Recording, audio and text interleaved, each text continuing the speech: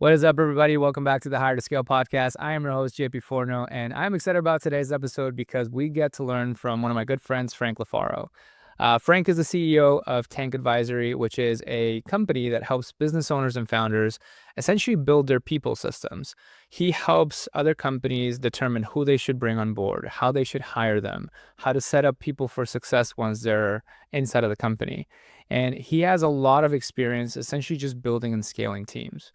Um, I met Frank at one of the many workshops that he's done. I think he's done over 120 different workshops around the subjects of talent acquisitions and advised over 1,700 different business owners. And I was one of those business owners who was sitting in one of his workshops, and I was in a room full of very successful business operators. I'm talking seven figures and up. And they were all taking very avid notes while Frank was talking. And I think it's because I think the advice that Frank gives when it comes to building teams and scaling operations through people is that his advice is not only insightful, but it's also very practical. I think that we try to overcomplicate a lot of things when it comes to building teams. And I think that through Frank's experience and his frameworks and his models, he's able to cut through that and give a strategy for people that is implementable. So in today's episode, we'll get to learn a lot from him, how to do end-to-end recruiting, how to get good candidates, how to evaluate candidates, and a lot of other things that we talked about to give you the necessary frameworks as you're building and scaling your team. So I hope you enjoyed this episode and the conversation that I had with Frank. Frank, what's up, man? Good to see you. What's up? Nice to see you too. Looking forward I to am it. I am so excited about today's call. I think that part of the reason why I started this podcast is because I do believe that people is one of the best, if not the best, competitive advantage that you can have in your organization. And bringing them, attracting them, knowing how to set them up is so important for business owners. And so I know you have a lot of knowledge and a lot of experience in this area. And so I'm excited to dig in and learn from you, man. Thank you. Just to add to that, recently I've been speaking to a lot of HR professionals and understand in the world of business, the HR on a line item is like the lowest thing, right? So like people are low on line items in business, which is just showing the priority in the business. I believe it should be right after profit. So that's my lane, and that's kind of where we're going to preach. But I'll say my job is just to help people get better talent and then once they're in your walls, like help them grow. I agree with you 100%. Like I went to business school and I'm still shocked that there isn't like a major around like there's like HR majors, but like specific Yeah, going into like recruiting and also like sales for that matter, but that's just like a side issue. I But agree. I think people are not really as prepared. And that's kind of like what I guess I want to start off with. And a lot of the people that I've seen listen to this podcast are these kinds of businesses that are just getting started building their teams. Maybe it's a founder that had a good skill in corporate and now they're starting their business, or somebody that just getting going with their startup and now they're at a point where they need to build a team around them. So what do you think is the number one mistake people make when they're bringing in their first 5 hires to the team? Yeah, this happens more often than you think. And I'd say something that you probably aren't thinking, but understand intuitively, which is expectations. So the only reason I've seen any relationship not work between two humans is because I'm not clear on what I want and they're not clear on what I want. So I'll tell you this, my first 5 hires in my own company, I've done none of the rules that I preach. I did not have any formal interview processes. Everyone reached out to me and I just evaluated them based on how they reached out. And I set expectations of like, I don't need you. I have an internship. So some took internships. Some were great social media people. So I think it's working and not working just based on your clarity on what you need, so that when someone gets aboard, you're not throwing them around the house, so to speak. Yeah, and I like the setting the expectations is so important because some people, I don't think that they even know like what they're expecting. They just like, I'm drowning in work. I just need some extra sets of hands, but I don't even know like what that even looks like. And so Yeah. it's not only hard to find the talent because you don't know what you're looking for, but it's hard for them to also understand like how do I show up for this type of role. Yeah. So it's If interesting. Oh, go ahead. could add something, I think where people miss the mark is looking at recruiters as like a deployable resource, not as a partner. And I think when I work internally and I realize that we are talent acquisition partners, not just the guy that goes gets me talent, you leverage the skill set internally. And the only reason you want to do that is it is a craft to develop and define a role. It is not hard to do the marketing and sales of like getting it out there and interviewing people. But the first part is why you want to consult smart people in this space, just like I would consult someone smart in marketing and sales before I do anything like an offer, launch, etc. So I think there's just a repositioning of the information that a recruiter can provide on the front end to help you, which is your first time, take problem to hire like more quickly. Yeah, and I think it's also like recruiting, like to your point, it's a skill to develop, and it's a skill that has multiple different components, and sequence matters, and you have to get good at different sort of facets. It's not like a one swim lane that you have to get good at. It's multiple different things. So I watched a video where you go over the 7 steps in recruiting that people should be able to follow, and it was a super comprehensive guide. Obviously something that we'll share to people, but can you break down each of those steps for someone who is just getting started into the world of recruiting? Sure. So I'd say these are the 7 things everyone needs to do, and I'll chunk up to explain the process I'll walk through. The reason it's even important is that you want to do these so that you can be successful with your first hire. It's like simple mechanics. So what I'll think about and how I'll frame it is the 7 steps are in order. So the first one is prioritization, which is what role do we want to hire first? The next one's defining. Once we know what role we want to hire first, well, what things do we want in that? Must-haves, nice-to-haves. What are the characteristics, logistics? Where will this person be, remote, etc. We define the role. Then the first thing we do, my favorite, which we'll talk about, is referrals. I love asking people who they know after I've defined what I want. It is the highest ROI and the least, so like actual math behind this, referrals are 2 times to 4 times more likely to be better qualified candidates and are like half to like 0 cost because it's just a text message. So I always go to referrals first before I spend money broadcasting or putting it online because job postings actually take money. You use them to buy networks, but you have a network. Then I'll kind of say like the next point is like, how do you launch this position, which is how do you broadcast the role and make sure people understand that you're hiring, right? Just like if you're offering your sales and marketing engine, it's like we need to let people know we have an offer. And same way, I want to let people know I have a position, whether it's social media, your own like career page. Just let's broadcast this role. And then the other two that I'll kind of end with, which is on the evaluation and the fisherman. This is like who's doing the work before you actually want to go close the person. So the idea here is fishermen are your interviewers. So you have to identify like who's the people doing the work. Sometimes it's you, but as a CEO, you have maybe an admin that might do the first interview. Maybe you have a recruiting agency. So who's going to do the first set of fish to bring them on the boat so you can evaluate? And the reason we evaluate is we have a scorecard. We define what we're looking for. We just want to figure out, hey, is this person match? We use this calibration, huge statement. We do not compare candidates to candidates. We compare candidates to jobs. The only reason is every candidate's going to be different by default. And the worst thing to do is have a marlin on your boat and say, wait 1 second, this fish looks great, but I want to make sure there's not a bigger and better marlin somewhere out there.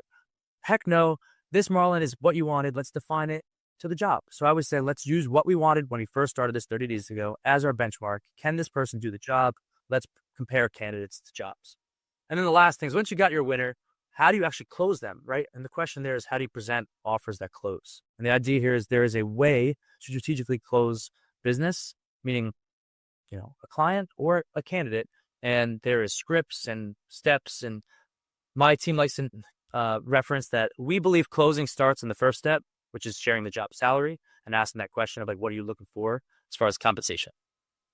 So I love the fact that, recruiting or talent acquisition is very analogous to sales and marketing, right? It's virtually the same exact thing. And I think that for founders, that's an incredibly powerful frame because most of them are at a point where they need to hire yeah, because they've already learned how to sell and started to grow their business. So like, hey, those lessons that got you your first few clients are also the ones that are going to help you get your first few recruits. Yes. And so I love and also like the closing, like, hey, if you gave the pricing up front and they sat at a demo with you, then that means that they're more likely to buy. The same Yeah. thing is like if you were clear in the job description, once you're closing them, you don't have to negotiate that. It's already been established. Yeah. So Yeah. I love the only other analogy that I can find with recruiting is dating, right? Like Yes. the same concept, right? Like marketing is dating a little bit. Yeah. But Do you mind I hit on that? Two things. One is the marketing and dating. The other is the marketing and sales, and then the dating. So for the dating, because that's quick, my favorite thing to do here is just explain to people there's something called a huddle. It's an intake process you do when you're working with a recruiter and a hiring manager. Now, this is like working with your family before you go dating, right? I could go out and go bring people back and say, Mom, what about this one? And she's like, Frank, we talked about this. I'm like, okay, okay. And then I go fix it. Or we could just talk before and I get the right thing the first time. So that's how I kind of think about the dating analogy and just the reps you need to do, meet the 20 people, have a scorecard and a rubric, be clear, set clear expectations. But on the marketing sales side, my favorite thing, if I could share this, is that everybody that wants to hire, this is a gift. Why?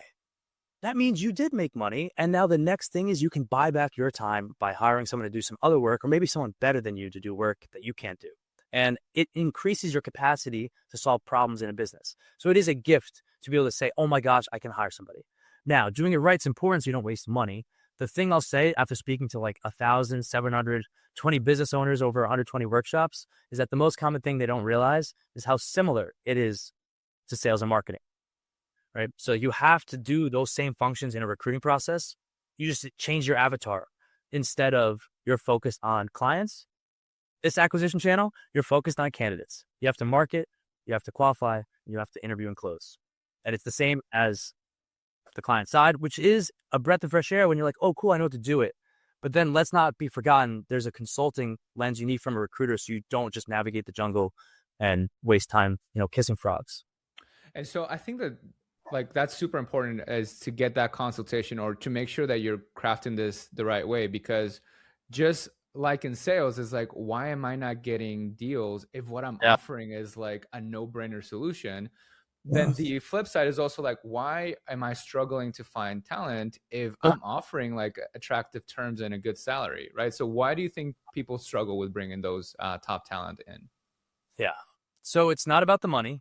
I think that's a component of it and always is a factor, but there's a base minimum you have to pay for certain talent. And then past that, it's like you can pay them whatever. That's not going to change much. This is the truth. Founders are limiting their ability to hire great talent by their ability to be great talent themselves. So if you want to get better talent, you need to get better yourself. And you have to just be worth following.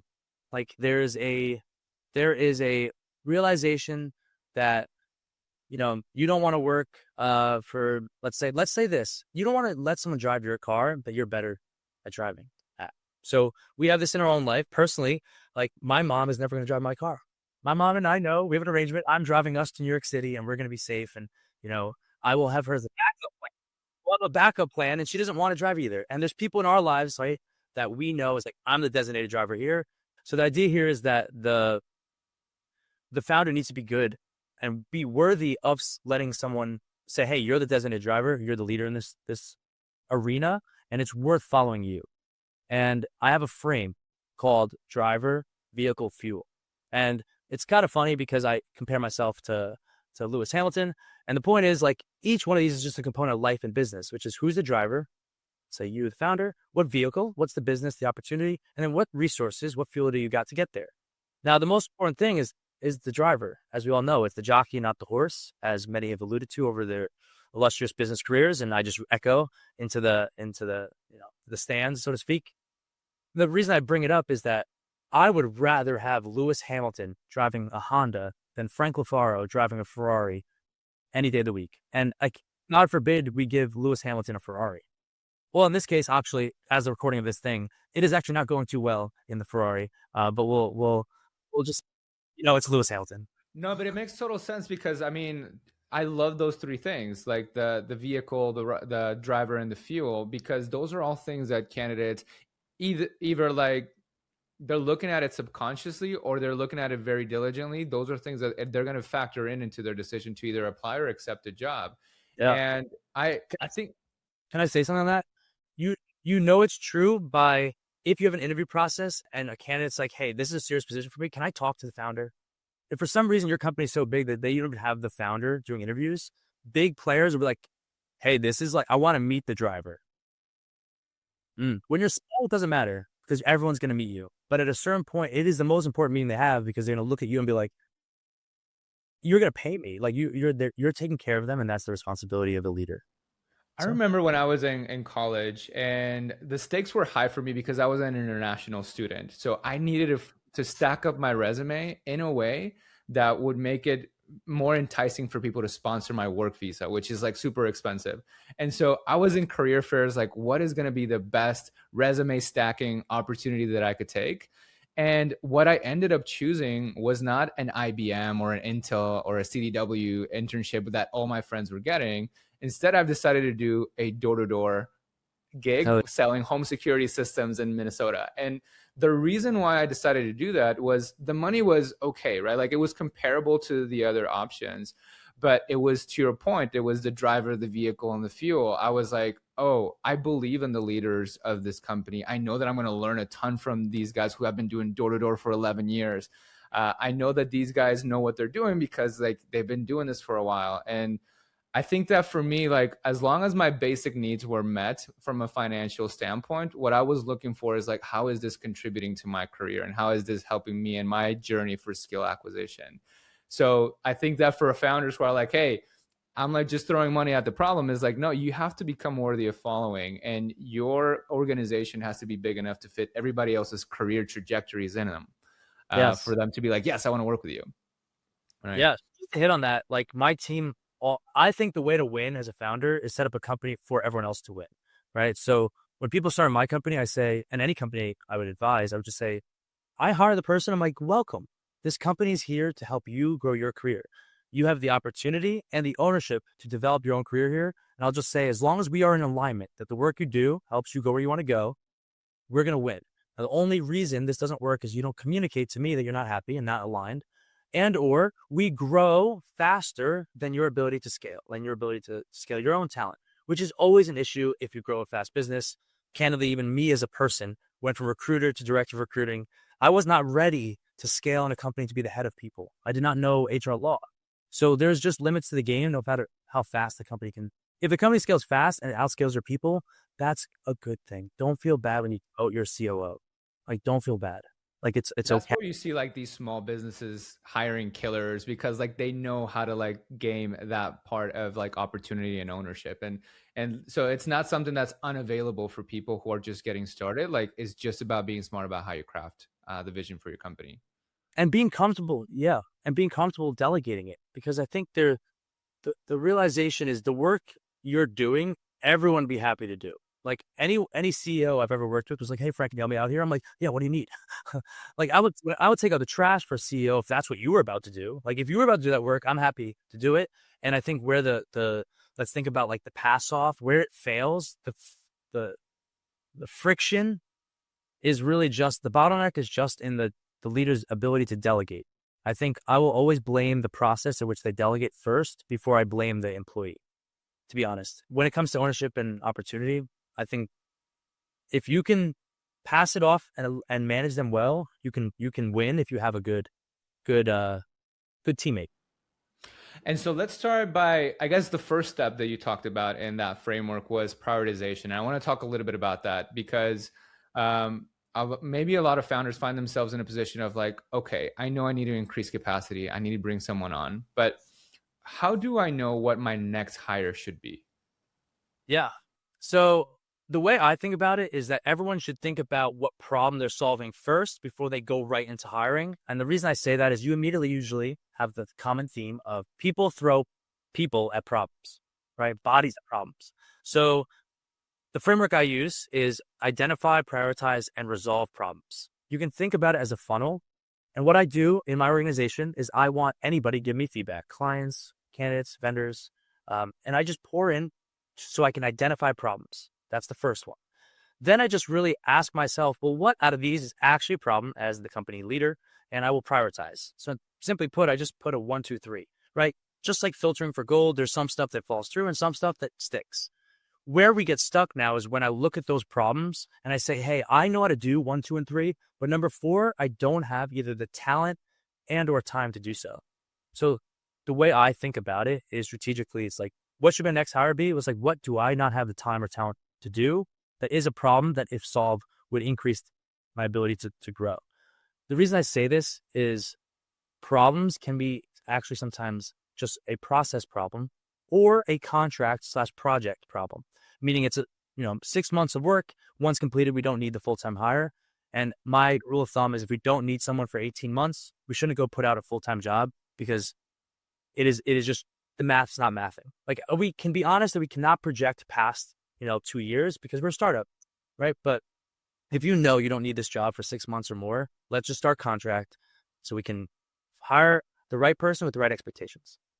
Yeah, and so I really like the fact that obviously, like, every hiring decision should always mirror back to the strategy and like what is your North Star. I remember when I exited corporate, I did a little bit of consulting afterwards. It was kind of one of those things where like they hired you to do something that you weren't really prepared to do.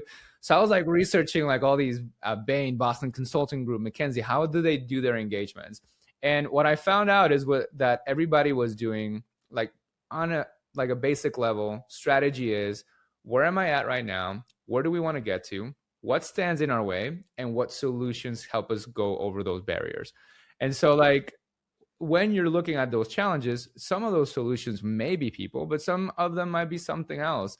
And to your point, I think that I always believe that if you're going to be hiring someone, you are actually have to take that with a sense of responsibility, because for somebody who's accepting the job, they're a fork in the road decision.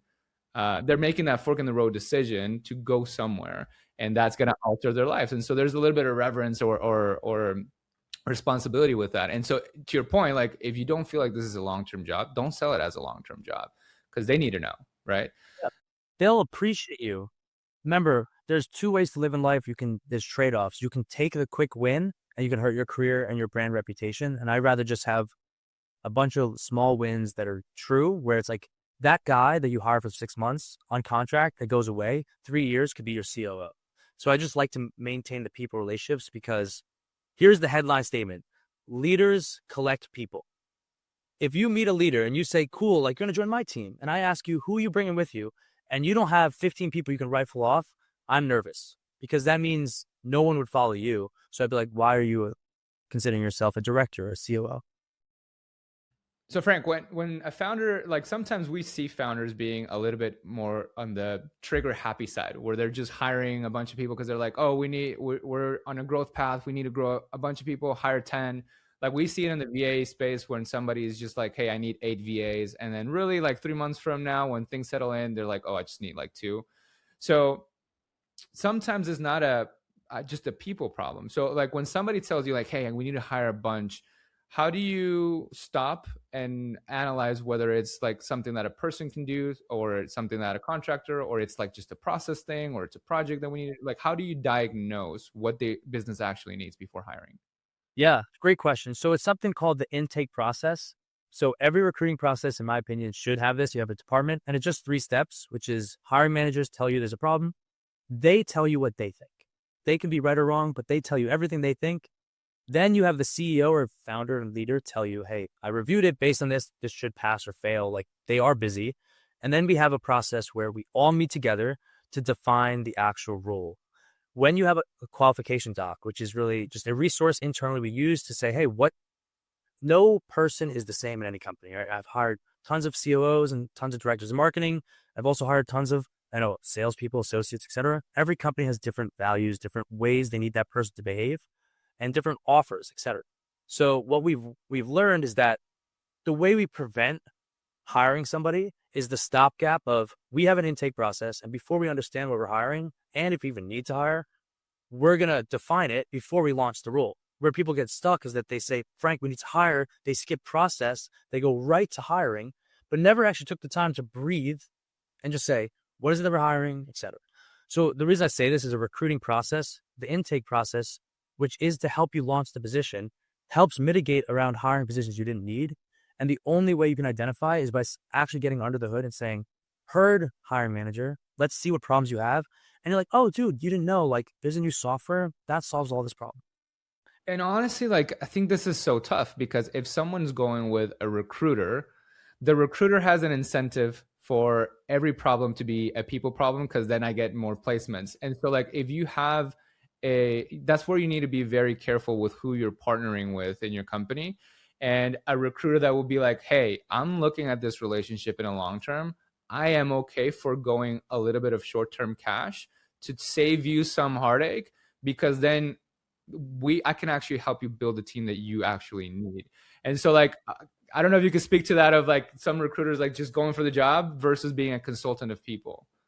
Yes. Well, there's a lot of things I can say. Number one is it depends on how the buyer wants us to act. I've been in situations where I might be knowledgeable on the subject. My leader or my client was like, "Hey, Frank, I just want you to do the nuts and bolts, right? Like a carpenter that comes in, it's like, I just want you to just build the house, no fancy trims."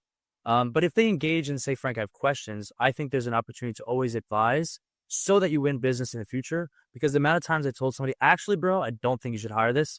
They're like, wait, what? I'm like, yeah, you shouldn't even use me. You should go somewhere else. You need to hire like an associate, not a director. Then they call me in 8 months when that was the right thing. And then they're like, thank you for being the only person that told me that. I have a director role now for real. So that's my 2 cents on just generally treat the project as we need the business to be successful as a recruiting agency to have continual business. So like, why would we put up the wrong person in the wrong seat? Like that means the business will go down. Like, so we are a service-based business. So like we are, in my opinion, it is just short-term thinking versus long-term thinking. And I just want businesses and partners that think long-term, because technically speaking, if I hire the right person and tell you to slow down and your business grows, I as a recruiting agency will make you more money. So it is actually just aligning incentives.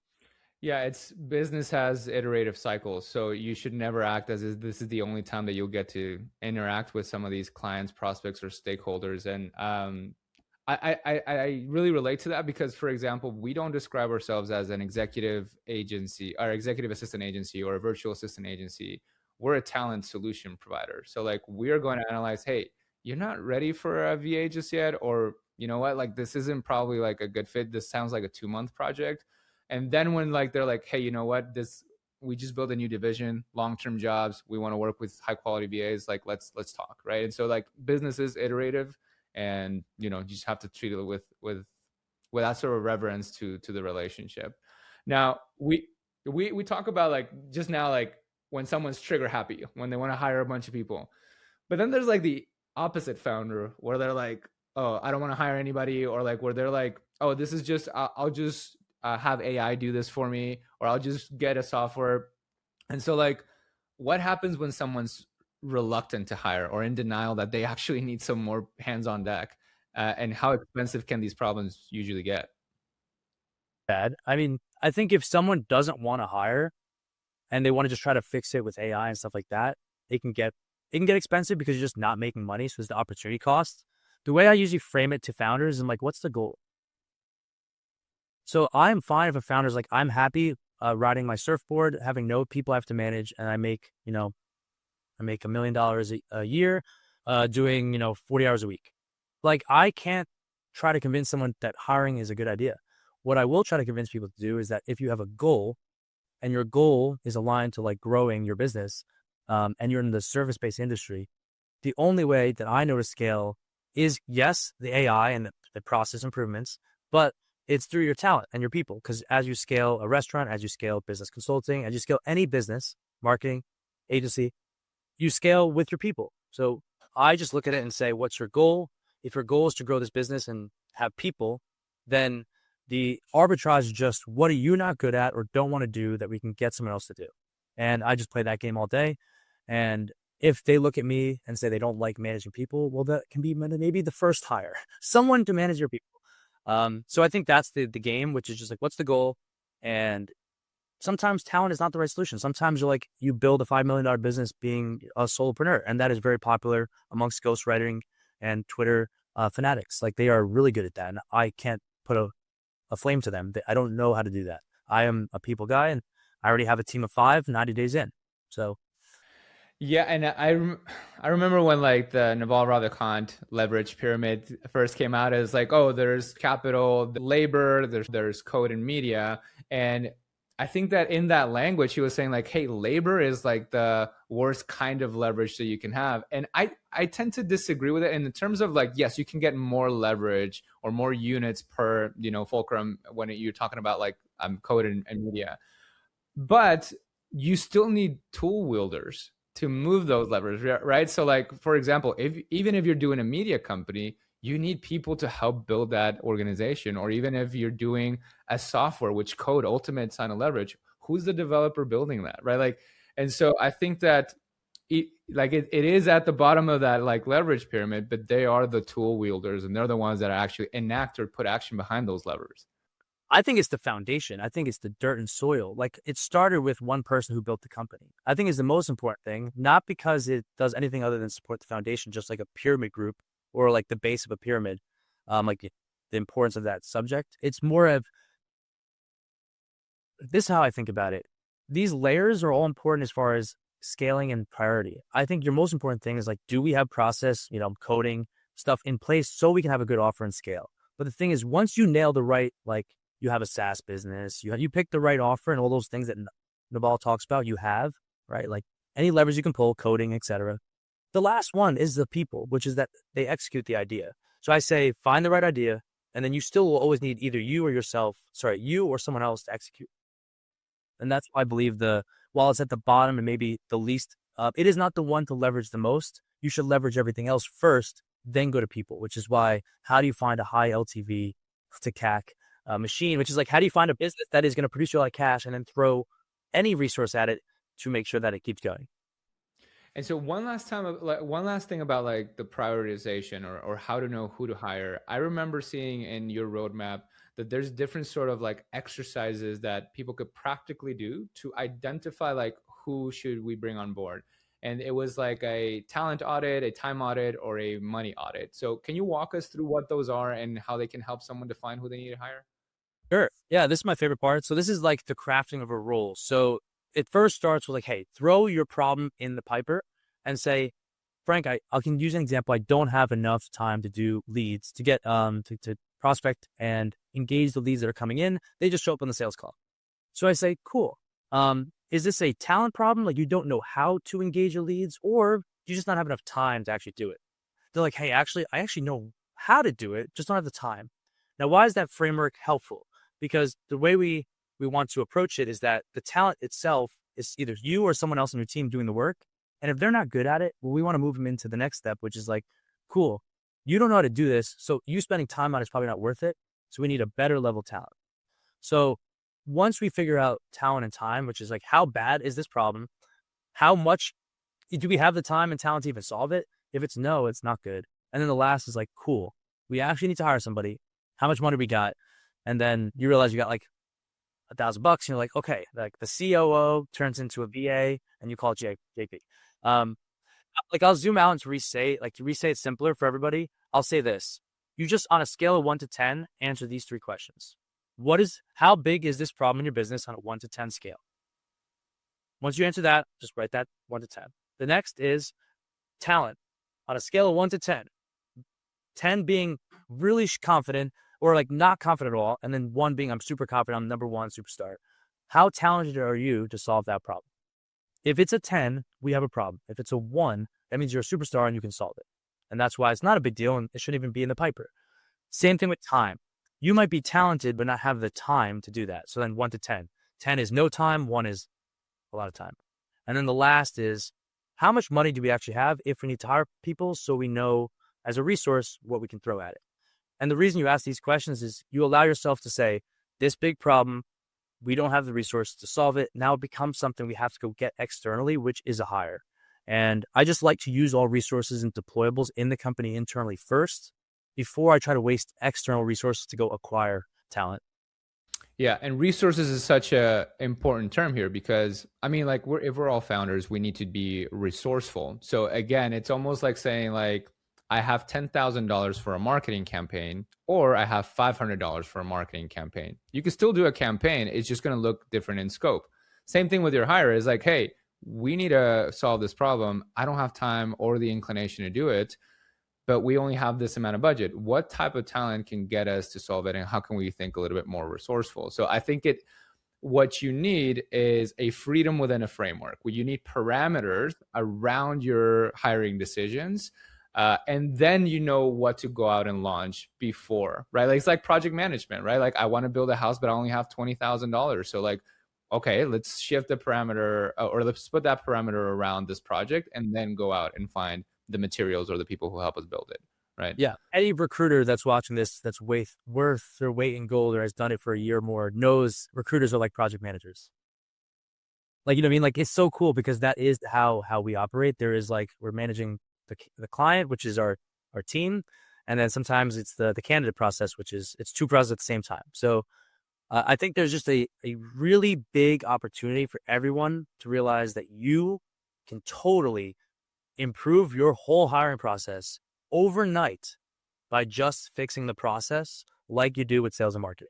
Like have a VSL, have a landing page. Just consider simple things that are low-hanging fruits, because not talking to your candidates for 52 hours, like you didn't talk to them for 3 days, is just unacceptable. Because when you treat a client like that, no. So let's not treat candidates that way, because you're trying to hire them anyway, if it's a lead. So I just try to like zoom out for everybody. It's like, you guys can totally win. If anyone's watching this, you can totally win if you have no idea what you're doing. Just tackle the little stuff, right? Like clean your room, right? Clean up the room. Yeah, and going back to the auditing part, we say it all the time. Is I know I need help. I don't know what I need help in. Is like do a time audit and like just measure your week in 15-minute increments, 30-minute increments, and really start writing things down.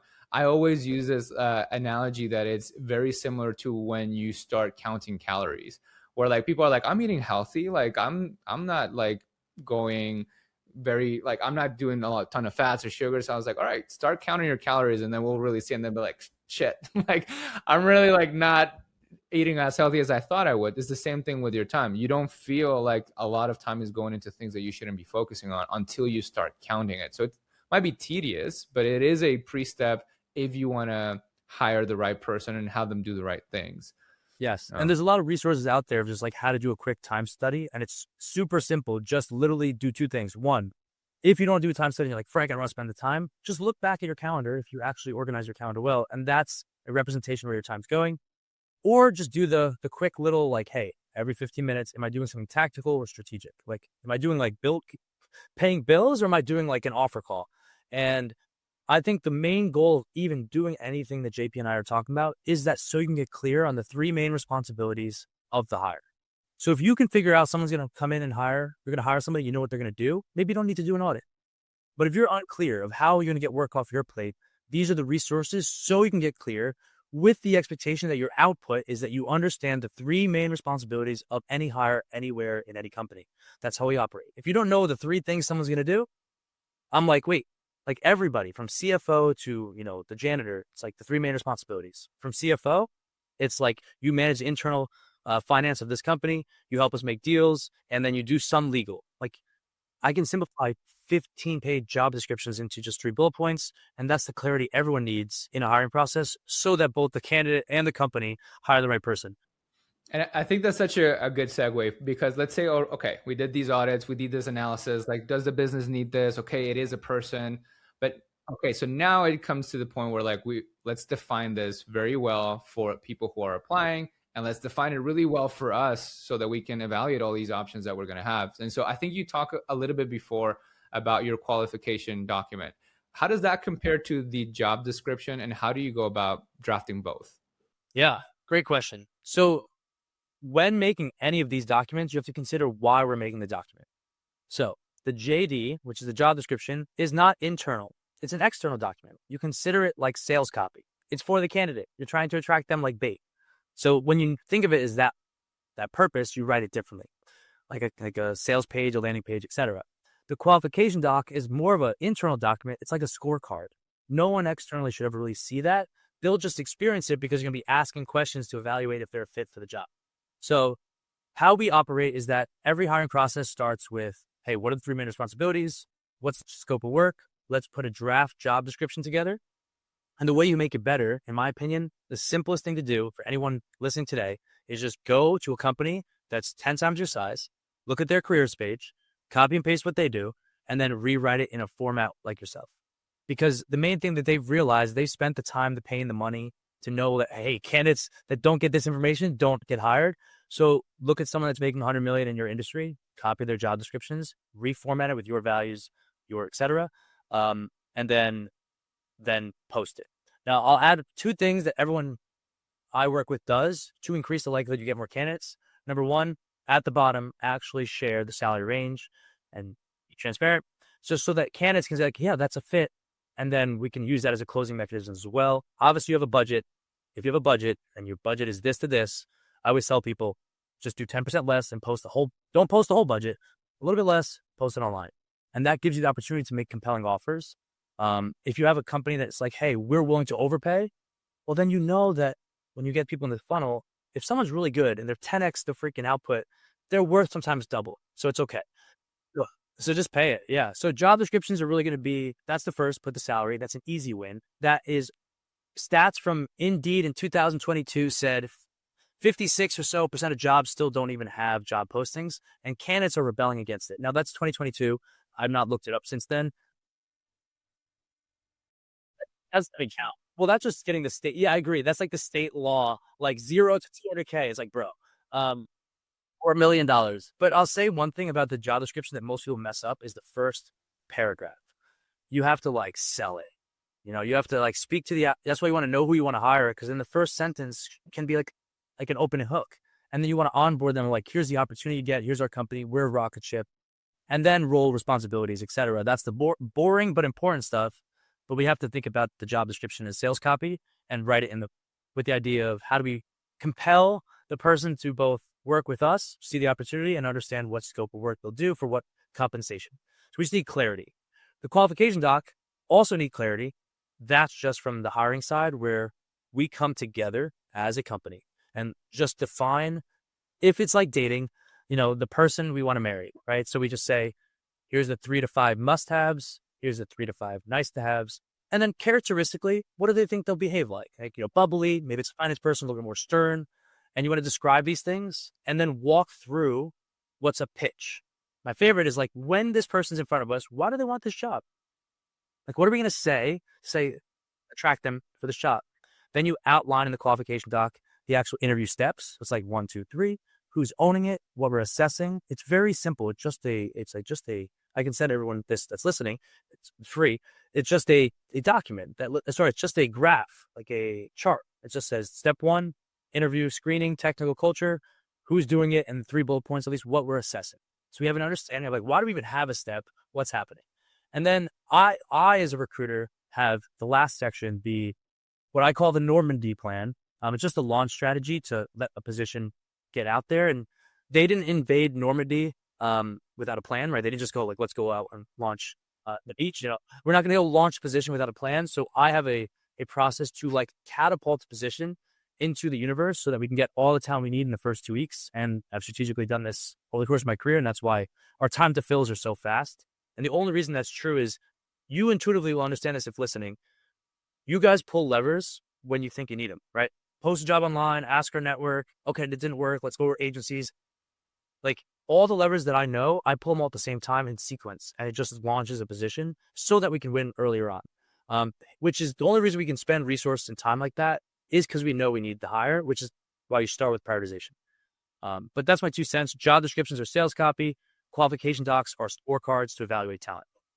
We actually started treating job description a little bit more like a VSL, right? Where we're like, so for example, like I had one of our good clients ask us to hire an stateside executive assistant for his office.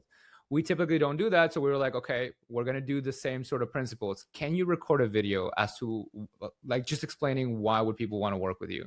And that's what he did. He did like a 90-second clip of like, hey, here's what we do. Here's why this position matters. Here's the growth that you'll have. Like, what's in it for me? And then we posted that at the top, just like a VSL has the video at the top and then the copy at the bottom. And it's like it is way better because you can see like that leader. You can it's not just like words on the screen. It's like, oh, I could actually see the person that I'm going to be working for, and I believe in what he's saying. He looks genuine. He looks nice to work for. So I think, but going back, hammering that analogy of like it is sales copy, and then your internal document is a little bit more of a lead score guide. Is like, should we be spending time with this lead? Should we book a demo? Or this like doesn't even look like a qualified lead, so let's just get it out of our pipeline. It's the same thing with recruiters. It's like, this doesn't look like someone that who could fit the job. So I always say like, hey, treat this job description as your North Star. Like, it's not just like a formality to get people to apply. It is what you're going to be using as a rubric to assess who is going to be hired. Well said. Yeah, just to be clear, I've worked with some big companies and we go through like 3 to 4 iterations of the job description. It takes 2 to 3 days, probably hours of people's time, so that we get the best copy. So I just want to emphasize there is real value in it's a resource you throw out. Like, remember, like you just throw it out like a fishing net. You might as well set it up once the right way. And I thought that it was really smart that you're like, use somebody else's due diligence process. It's kind of like when people are saying like, where should I buy a house because it's all about location? You just go where like Whole Foods has put a store because they've already done their assessment of like an affluent place. Yeah, so same thing with like the recruiting copies. Like, they've already hired rock stars. They know what converts. Go out and model after that, right? I thought that was really smart. Thank you. So going back to like also like gaining clarity and expectation, and you talked like the job description and the internal document is about gaining that clarity, but you also could use other things that not only help you gain clarity on who the person should be, but also how to onboard them. So I've heard you talk before about like the 30, 60, 90-day plan, where you're like not only saying like, here's what we would like, but no, here's what we expect for the first 3 months. So how do you deploy a 30, 60, 90-day plan within a recruiting process? Yes. So the way I think about it is that I do not actually send this document, nor even create it until the person's hired. Because every 30, 60, 90-day plan as a people operations leader knows it will be slightly different based on the talent we hire, right? So at the end of the day. But while we think about 30, 60, 90 days out, even 1 year out, is because we're looking for outcomes. So how we think about strategically bringing the future, right? Hey, they're hired. What are they going to do? To the recruiting process is just by asking ourselves, what do we expect this person to know how to do without much training? And what do we expect them to accomplish once they're trained, like they're set? So I think about it as the 30, 60, 90-day plan is just an extension of the interview. And when you onboard someone, we're still evaluating if they're fit. If anything, we're now not guessing, we're seeing. So interviewing is kind of like guessing. You're like, yeah, you seem like you're like a good person. We want to look for people that are consistent, and we can't really tell how someone behaves until they're in the business. So I use the 30, 60, 90-day plan to just evaluate the talent I hired and make sure that they actually know what they said they know. Day 90 is when they own their role, and then they create outcomes for the next 9 months. And on my job descriptions and in my recruiting process, I just say, what outcomes do we want this person to achieve? And then what we're going to do is interview for that by saying, hey, what have you done? And how did you do it? Because past performance predicts future success. Yeah. It can also indicate like, what are some of our priorities so that you can better answer some of the questions. Like, for example, what we started doing with whenever we onboard a new client that wants to get an executive assistant, we do a 30, 60, 90-day plan with them. And we have the typical milestones. By day 30, we want 10 hours off your plate. By day 90, like 20 hours off your plate. Those are like the big ones. But like, we're like, okay, so for the first month, let's focus on having them in your inbox and calendar. They're fully managing this. And in 60 days, they should also be managing your traveling schedule and your onboarding process for your new clients. Whatever it is, we can then take that 30, 60, 90 and be like, hey, candidate, this is what we're expecting from this role. How would you do this? How would you start owning a calendar that you have no idea what the unwritten rules are? Like, how would you do this? And so like you start seeing like their answers tailored to business outcomes, as opposed to like just like trying to guess, oh, is this thing that you did in a different company context with resources that are different, is this going to be transferable here? Like, it gives you just a little bit more context. I love the fact that you said like, again, this is how it's like related to dating, where like you're just dating someone and then you get married and like the effort is gone. You're no longer dating your girlfriend, like, or your wife, right? You're no longer trying. And so it's like the relationships that work are the people that after they get the job, they're actually pursuing the opportunity as when they were applying for the position. And so that's sort of like the important part of finding someone who would actually do that after they get hired, right? If you want to use the dating analogy, I can say when you're in alignment in hiring and in dating, it gets better after the initial phase. Yeah, exactly. It should, right? People should feel like, oh, marriage is way better than when we're just dating, right? Yeah. Uh, Yeah. I believe strongly in if I hire an 80K person, right, someone whose salary is 80K, I want to be able to use my people operations knowledge to make an environment so that they work like a 120K person. And that is the arbitrage of people operations and also of hiring good talent, because usually they're so good that like they actually undervalue themselves because they want the opportunity. And you're good at selling, right? As a yeah. recruiter. So I want to double click on your step 3, which is referrals. And I also agree with you 100%. Lowest hanging fruit that people could do. And honestly, like very powerful. It's kind of like guerrilla marketing when you don't have that ton of budget, but you could still make a lot of noise. But it's not just like, hey, who do you know? Send them this link, right? Like, how do you think about referral? How do you make a referral initiative within a recruiting process really, really pay dividends? Yeah. So there's 3 buckets: internal, external, and then center of influence. All that means is that there's 3 types of referrals. There's your team, internal. There's your network, external, warm and cold. And then there's centers of influence, which is like whether you know them or not, there's just people in the space that can move mountains and they just know everybody. If you make one phone call to them and actually know one, that's a great resource. So once we label the 3 sections, internal, external, COI, we then start with the 3, a process where I say we should know what we're looking for, right? That's the definition.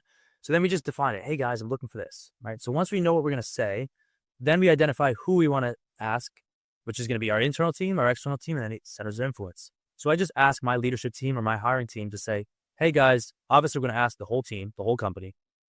Externally, do we know anybody we need to ask? And does anyone happen to know a center of influence? And we make a list, like 15 to 20, 40 people we will reach before we even really launch the position or the day we launch it.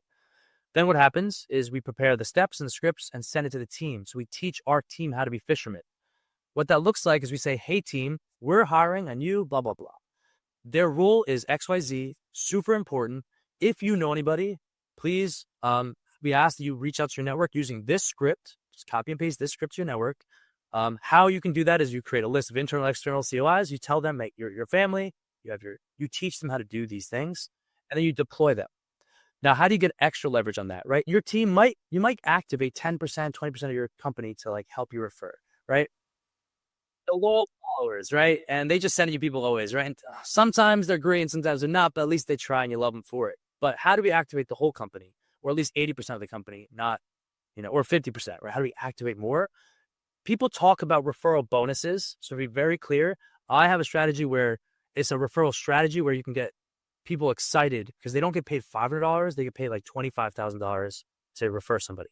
And it depends on this thing called lifetime gross profit per employee to CAT, it's cost to acquire talent. It's just a marketing candidate. It's like a marketing frame of LTV to CAC to reposition for talent acquisition. And all it is like if someone's worth $300 million to the business the first year, it's like, what are we going to will to pay to get that? And the only reason as a referral bonus I can pay instead of 500, I can give like 2,500, 25,000 is that I change the terms. Instead of paying you when they start, I pay you when they're 4 months in. So that gives you incentive. I'm like, hey, if they're that great and they crush, like I'll pay you. I probably made the money back because they've been on the team. And then what I do is as well, if you want to make it super sexy, is you can do that same referral strategy externally, right? You can say, hey guys, I'll give you got my network 25K if they refer somebody. Now these are things I do in order, meaning like I don't use the external lever of giving money away first. I don't use the referral internal bonus first, but I always ask my team for help. And the scripts when I reach out externally to people in my network is just, hey, like when I'm teaching my team, this is the script. Hey, I'm hiring a very important person. Their role is to do X, Y, Z in the company. You have the exact experience I'm looking for, or probably know people that do. Like you're the exact experience I'm looking for. And I just say, do you know anyone like you? Question mark, right? So the reason you do this, there's 2 approaches. Either you're going to reach out to candidates as referrers, like people you might be a fit, but you didn't ask them for, hey, do you know anybody? And they're like, well, I'm somebody like that.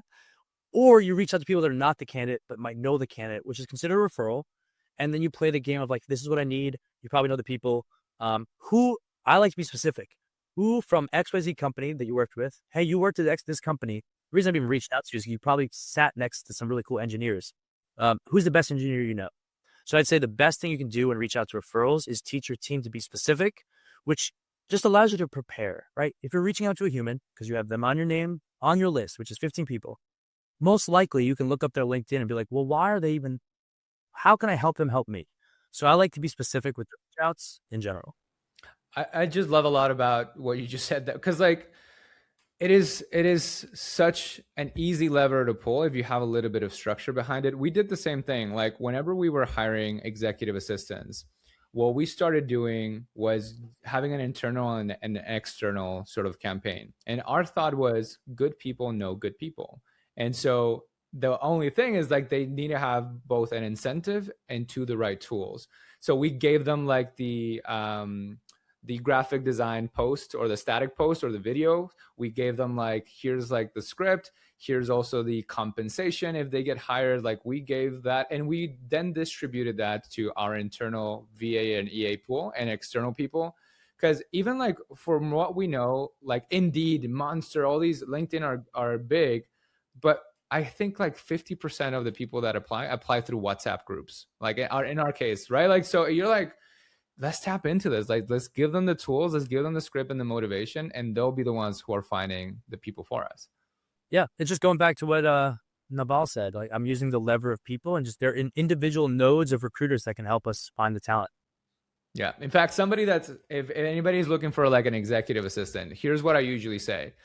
The idea from an executive assistant probably came from a friend of yours who's an entrepreneur who loves their executive assistant. So ask your friend to ask their executive assistant, who else do they know? Because that person's going to know another rock star. I 100% guarantee it. So just leverage also like from your friends and your network. It doesn't have to just be like your internal team, but to your point, externals. I would go to like my friends or my friends and their executives, if they can help me recruit because they've hired a rock star who they like. They're going to be like also very knowledgeable about who else can do the same thing. You know? Yeah, great point. Just to hit on that, like I lean on my network so much so that like if you're hiring a position, you saw your friend just hiring that position, I'd be like, yo, bro, can you give me everything you know and maybe any backup candidates you can move forward with? And also, if I do my final interview, if I don't know between A and B, can you meet them? Yeah. And so that's why like to your point, hiring a good fisherman is someone that already has a network. That's why like there's recruiters in niches. Like I do oil and gas, and that's all I do for recruiting. I know every single player in this field or somebody that can get them for me. So like that's why like hiring a recruiter can save you tons of time, energy, and effort just finding the right people. It's like getting your own referrer. Like it's like a super referrer. Like imagine getting a recruiter on your team. You're getting access to their whole list of people they use as referrals. Like of course, JP and I as recruiting, like I don't want to say experts. It's not fair. Recruiting people that are trying to become continually better every day. Like someone's always told me you're not an expert until you have 20 years. I'm like, okay. But we are always trying to become well networked, and like if you use recruiting agencies or recruiting partners, they have a list of people they would hit up. That's why I could fill positions so fast. I just text my network, my top 2 people. I'm like, hey, who do you know? And then they answer because they're not gatekeeping because we're friends. And you have those people too in your network. Anyone that's listening and watching. You'll see it on LinkedIn too. Like people who are like recruiters or headhunters, they have 20,000 followers, 15,000 followers, because like everybody follows them because they were like, when a new job comes out, I'm going to follow these guys because they're going to be like promoting new roles. Right. So like, I think that's super important. I want to talk about a concept, recruiting velocity or talent acquisition velocity. I have seen a lot of processes that are like 6 months long to hire a CEO, like a series of interviews, like super drawn out processes. So what happens when you draw out your hiring process in such a long way? And what could a better alternative be to have a very tight, succinct process? Yeah, I would just akin it to like customer experience. So I don't know anyone that likes to wait on the lines to go to the grocery store or to board an airplane. And if we don't strategically think about our talent acquisition funnel like a sales funnel, we're going to lose, we're going to have leakage. So when you take 6 months, candidly, I mean, I don't know any candidate that's going to wait 6 months. Now, taking 6 months to hire somebody and find them is different than saying once we found them, how fast do we move? So when he speaks about velocity, talent velocity, like or speed through the process, I measure conversion per step and candidate process, candidate velocity, because time to fill is a different metric. Position open, position closed. I focus on when we met the right person, how long did it actually take us to move through all the steps and hire them? Because that's important. So I go, here's a stat. 2.5 years ago, I hired 5 directors, right? And the 5 directors I hired that month or that week, or whatever it was, when I did the study, when I met them to when they got the offer letter and accepted on the phone, it was 8-day average. An 8-day average from when I first screened them to when my 2 to 3 interviews, meaning at my company, plus the final of the COO or CEO, which means we did a 4-step or 3-step interview process. No, it was 4. We did a 4-step interview process with director positions in an average of 8 days. Now, we didn't fill the positions in 8 days. The time to fill was like 35 or 28, or some of them were 17 days. But like the idea here was that when we met the candidate that was right, we moved quick. Just like when you meet the right girl or the right boy in life, you move quick. So we use the speed is king method. So when we have a scorecard, which is like a qualification doc, when we meet a candidate, and if it's like green, green, green, we just move them to the next step. We bam-fam them, say, hey, you want to meet John tomorrow? That's it. We don't do anything difficult. We just do red, yellow, green. When you meet a great candidate, we say, this one's good. John, you meet them. If this one's yellow, I'm like, hey, John, pause. Can you review this one today? Or red, they're just out. And the reason we have this is because our process allows us to be quick because we have everything set up on the front end. It's like, hey, you're going to ask these questions. If they pass, because good answers look like this, move them on. And the only reason we want to do this is that it is a stat that I've preached and others have preached for years, which is top talent is off the market in on average 8 days, meaning they don't even do interviews. Dude, the best people I've ever hired, literally like, bro, this is my first interview ever. I just get referred places. I'm like, that makes sense. That means you're good. So when you find a rock star, just like you don't like waiting to check into a hotel for 2 hours, like no one likes waiting to be courted in an interview process for 6 months. Like if you meet someone good, the only reason people go slow is they compare candidates to candidates. If your North Star is scorecard, then you just meet people that fit, pass them through, and then we slow down at the end. I do not slow down while we're in the ride of the talent acquisition funnel, just like you never slow down in the middle of a sales funnel. At the end, we're like, is this person qualified? Do we want to hire them? I'll debrief with everybody for real before we make an offer. But if they're good and they pass all the metrics, like let them go through the speed traps. Like I'm fine with it until the end. Just for people listening, when Frank mentioned the BAM fam, that means book a meeting from a meeting. So like after you're done with the interview, and if you can make judgment calls, because you probably have a scorecard right next to you, I could be like, oh, meets the threshold. Let's book another interview from this interview so that they already know what the next step is. They're not waiting for what the next step is. That saves on average 24 hours to 48 hours of your per step in your hiring funnel. Per step. Me as a recruiter, if I do the BAM fam, I immediately book you tomorrow. Versus, I go talk to you. I say, I like you. At the end of my day, I send you an email. You answer. Now we missed the emails. Now it's 3 days out. That's the truth. I can shrink time because of the BAM fam that JP alluded to. So thank you for what you're really talking about is the difference models in decision making. So for example, the technical terms is, I think, satisficing versus maximizing. Where maximizing, you try to like see all of the alternatives that are possible before you make a decision. Whereas satisficing is, as long as you meet my criteria, I pick the first person that meets my threshold. And it is very important. Some of these decision-making models work in different contexts. Like if you're watching a Netflix movie, maximizing is a huge waste of time. You have to look at the entire library for Netflix before you pick something. Your food is already cold, right? So you're like, okay, I want to watch a comedy, less than 2 hours with Adam Sandler in it. As soon as I find a movie, just watch it, right? Same thing with like recruiting. If you're waiting for the perfect candidate, your cycle will never end because there's always someone better out there. And so like you have to be like, okay, first let's do a process of elimination from the 100 people who apply. Let's eliminate people who are not they don't meet the criteria. And then let's deploy a satisficing model. Whereas where sometimes maximizing does make sense. Like if you are evaluating 3 candidates, or if I'm going to a car dealership and I'm in between like 3 cars, like yes, by all means, maximize your choices. but it is going to get you into a limbo if you don't make a decision and you're always waiting for the next best thing. Yeah, Right. well said. I like the double clicking on, like, when you got a couple candidates, yeah, go deep and understand each one. And what we're saying, guys, what JP is saying is not that you don't get access to the best talent. We are hiring the best talent. I and JP in our lanes hire the best talent. And we use this method to give us clarity and get you speed and quality. What we're saying is that, like, there's going to be 5 to 20 candidates that can be a perfect fit for your job. When we find one, we just want to hire them so that you can solve the problem you initially started with, which is you don't have time or talent. So I share that to say, because sometimes people can hear like, don't just take the first one. Trust. If you defined it well and you have clarity and you meet them, you always go for when dating, if you see the woman across the bar or the guy across the bar, like, take your shot. So, like, the whole point is, the scorecards help you if you did define them well and you have clarity. Don't feel like, hey, I need to see another option. If you meet the one that meets what you want, make a decision. One of the last things I want to talk about, or I guess the last question I want to talk about, is something that I battle with back and forth on, and it's like gut feelings. And what role do they play within a recruiting process? Do they help or do they harm? What is your thoughts on like implementing gut feelings in your decisions? Okay. This is a dangerous answer. You should use it, but we have to, like, test and verify. So you want to be like a journalist, which is like, say that was a weird conversation, and then that could be your headline. I'm fine with that. But I'm going to look at you and be like, cool, why?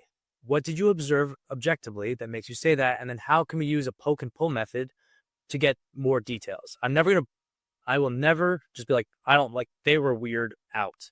I will use it as like, something feels weird. Let me use more questions to get an understanding so I can be a journalist and get to the bottom of it. And the truth of it is you have to use it because we are humans and we are calibrated with an internal tuning fork. The more reps you have with people, the more you can actually be correct and find the patterns. The reason you don't want to use it is that you don't know recruiting, you don't do interviews, you don't know people well, and then you're just quick judgment and guessing. That said, I believe that every single human on earth understands when someone is good and bad. And I think if you understand that someone is not a good fit for you or someone that is a good fit for you, I would say lean in on the feeling and then just have data to back it up so that you get clarity and not confused. Because we all have seen someone that looks like a fit. And I just like to use the poke and pull method. I don't judge books by cover. I love that because I do think that your intuition can do calculations that your cognitive, present brain cannot. And so it's more of like a warning or something's off here. Let's dig into it, because sometimes like it's warning you, but it's one of those things where it's a bias or it's something that like our reptilian brain is showing up a little bit. Like, for example, sometimes like when you're about to do something dangerous, you feel this feeling of like, hey, stop and think about it. And sometimes that feeling can save your life.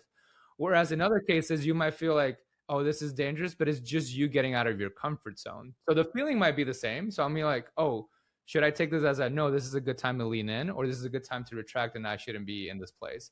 So like, I think it's good to use it as a marker, but then question it and try not to be biased where like, oh, I want to find evidence just to make sure that my initial gut feeling is right? Just like look at it from an objective standpoint, but it is a good warning to heed, I guess. Yep. And I'll say this, someone more successful than you and I who has built great teams named Steve Jobs says, intuition is a very powerful thing, more powerful than intellect, in my opinion. End quote. He says that, not I. And I'll say this, I agree. I think we all agree. So Frank, this has been an amazing conversation. Thank you so much for your time. I just want to like wrap up by you telling us like what's got you excited right now? What's going on in your life that you want people to know about? I appreciate that. It's people. Like my lane has been people since I was probably born.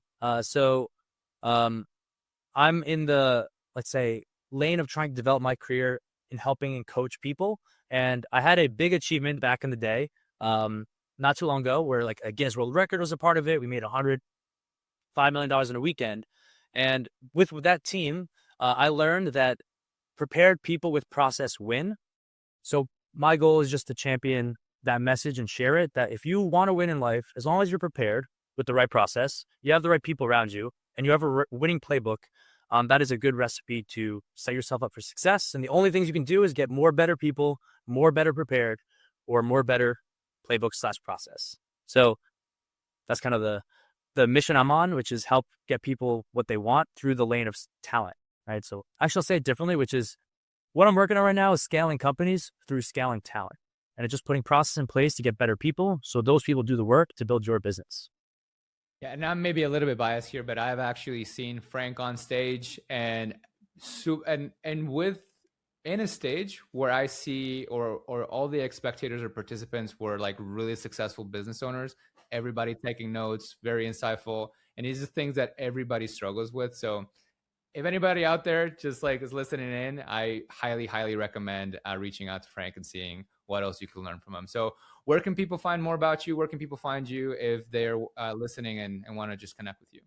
Yeah, the main place would be Frank Lofaro, probably on most platforms, but Instagram and then tankrecruiting.com, tank recruiting on every platform. Awesome. And also for those listening, Frank was kind enough to share a lot of the internal SOPs, a few of his playbooks. I'm going to link all those things in the show notes, or you could just DM him and say, Hire to Scale podcast. And then I'm sure that his team will send you some stuff. But Frank, again, thank you so much for your time, your energy, your effort in being here. We really learned a lot from you and hope we could do this again sometime. Thank you. A lot of fun. I appreciate it. Awesome.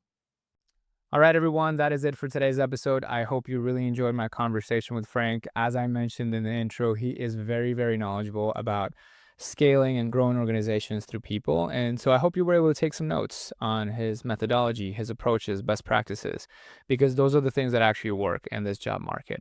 As always, we're going to be leaving his information in the description notes, as well as some of the resources that he shared with our team in order to share with you. And I really strongly encourage you to follow Frank in his social media. He's very generous about the information that he shares with people. And I know that I always learn from the content that he's posting out. So thanks again for tuning in. We're going to be continuing to doing more episodes around recruiting, as well as training, managing, and growing talent to help you guys build a team that's going to help you scale your organization. So thanks for tuning in, and we'll see you in the next episode.